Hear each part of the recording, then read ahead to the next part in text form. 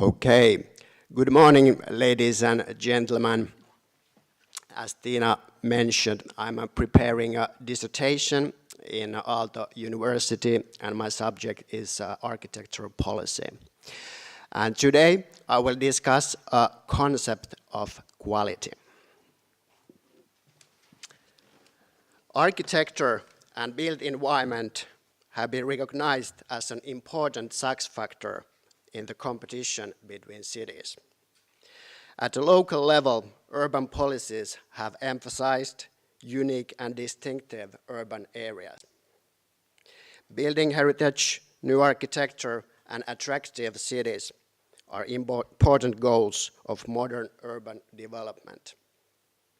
Social mixed, vibrant, pluralistic environment are also goals through which cities aim to promote their image and financial targets.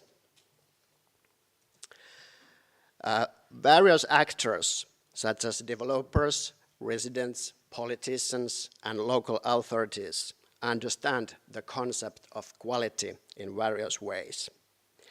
They have different motives and backgrounds, which is why they value the built environment from various perspectives. One could say even that participants speak different language related to concept of quality. I think that cities should be able to recognize the needs of residents. Cities should promote the quality of the urban environment that supports the quality of life. That means not only the significant architecture, but also comfortable, safe, functional urban areas which promote people's quality of life.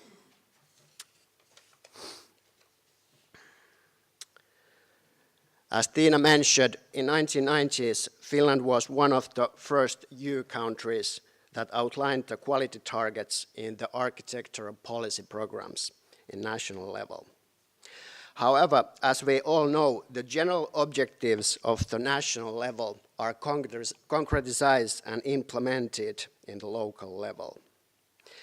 To understand the current challenges related to concept of quality, I think it's very important to discuss which kind of environment these architectural policies aim to promote. I think that the local level policies give us a quite good picture of so-called good environment. That's I want to ask in my study. How should we define, measure, or evaluate quality of urban environment? And what kind of urban environment architectural policy programs aim to promote? To answer this question, I examined urban literature, and I tried to find definitions and criteria for the so-called good environment. As we all know, the quality of living environment has been studied from the point of view of several disciplines. For example, architecture, geography, psychology have established methods to approach the quality of urban environment. We can use subjective indicators, which are based, for example, interviews or just like a perceived quality. In these studies, we just ask people what is their opinion of the quality, what they do like their own environment. In order to define quality criteria, we can also use statistical data. By using this kind of indicators, we are able to get extensive overview of perceived quality. I think that this method is useful when comparing different cities or areas. And I think that this kind of technique is very useful when one tries to deal with extensive material or statistics. But however, then we have this kind of a planner's point of view. I think that especially we architects have predefined and established quality criteria. These criteria further implemented by various planning guidelines and building codes. It could be said that this represents a normative approach in which planner knows which is good or bad environment. And it seems sometimes that planners or we architects already know or have defined all necessary ingredients for a good environment. In general speaking, it could be said that the modern urban approaches share some common ideals of a compact city.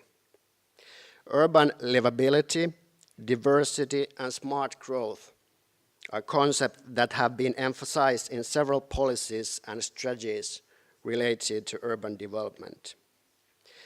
In addition, uniqueness, sense of place, livable city centers are seen as a success factor for a city. Also can note that recently the ecological dimension of quality and the green values have been outlined in many cases. So based on quite extensive literature review, I divided the key quality principles under 4 themes. I collected quality principles that modern urban approaches and movements have emphasized in the 21st century. Based on the previous quality definitions, I was able to form this kind of a framework, which represents the modern ideals of urban environment. This is just an extract of my study to show you the categorization, so I won't read it to details, don't worry. In any case, the aesthetic dimension refers here the visual features of environment. Functional dimension includes physical environment, which means things that support people's daily life, upholds activities, and promotes individual efforts. Social quality factors such as vitality, community, social equality are also important goals of a successful city.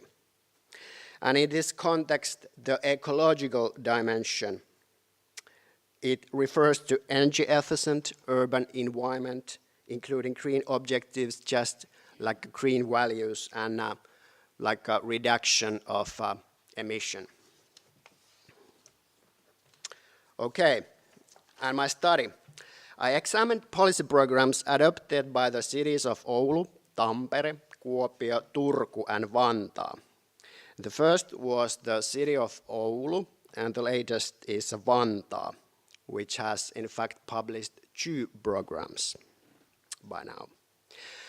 All of these cities are among the 9 largest and most populated cities in Finland, which has contributed my selection.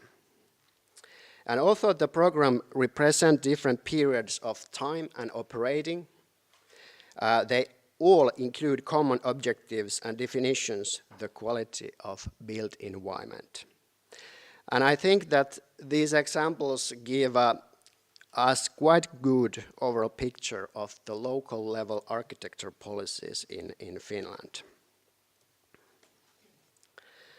After selecting these cases, I analyzed the program texts. Here you can see the analysis process. Based on the predefined framework, I was able to recognize quality dimensions included the text material.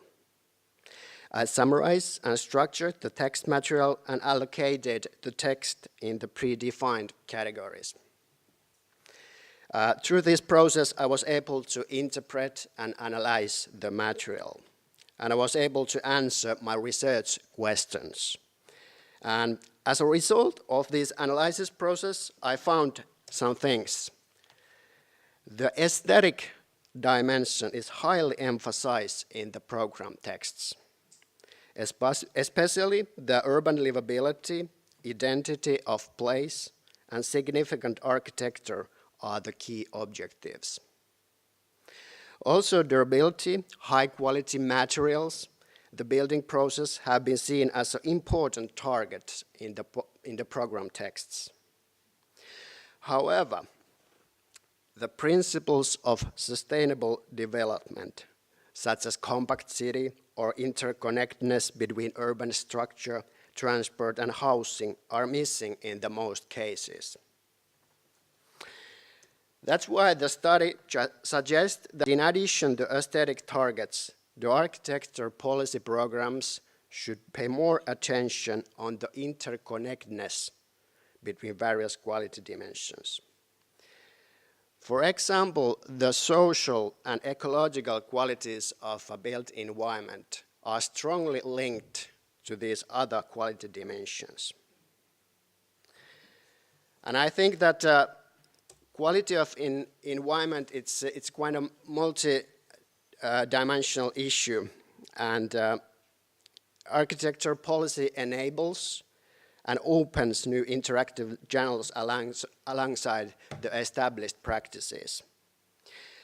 First of all, the wider context enables to process complex problems. Although the architecture policy has established itself in several municipalities, it is not clear what is the role of architecture policy among the other strategies. And I think that so-called good environment is formed on all scale levels. That's why it's important to discuss the link between architecture policy and other strategies, which are related to housing, environment, land use, traffic issues, and economic development, as well as cultural issues.